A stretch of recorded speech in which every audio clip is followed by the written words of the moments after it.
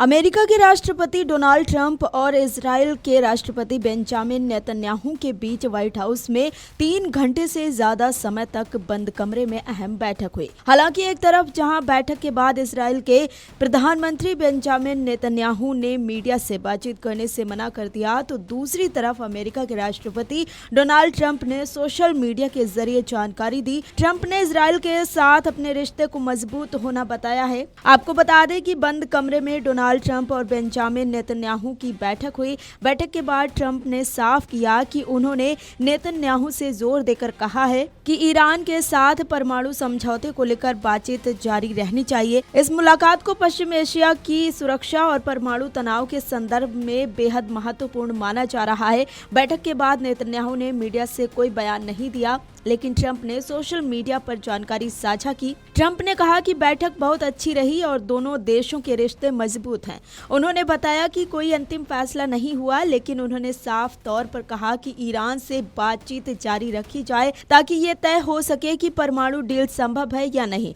Trump ने यह भी कहा कि अगर समझौता हो सकता है तो वही बेहतर रास्ता होगा। ट्रंप ने कहा कि उनकी प्राथमिकता है कि ईरान के साथ ऐसा समझौता हो जिसमें परमाणु हथियार और लंबी दूरी की मिसाइलें शामिल ना हो। उन्होंने कहा कि पिछली बार ईरान ने समझौता नहीं किया और उसे अमेरिकी हमलों का सामना करना पड़ा। इस बार उम्मीद है कि ईरान ज्यादा जिम्मेदारी दिखाएगा। उन्होंने चेतावनी भी दी कि अगर डील नहीं होती तो परमाणु गंभीर हो सकते हैं।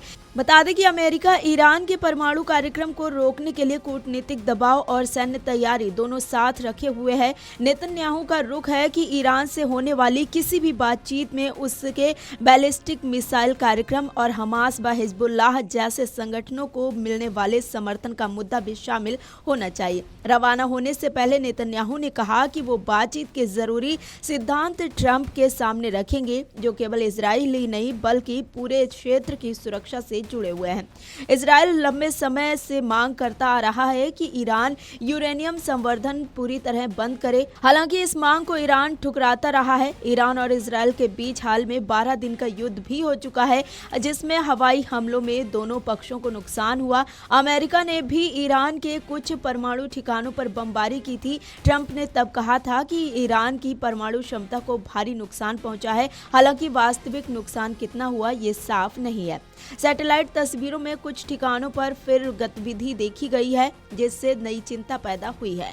अमेरिका और ईरान के बीच ओमान में अप्रत्यक्ष बातचीत भी हुई है, जिसके बाद दोनों पक्षों ने सतर्क आशावाद दिखाया है। अमेरिका ने क्षेत्र में अपनी सैन्य मौजूदगी बढ़ाई है।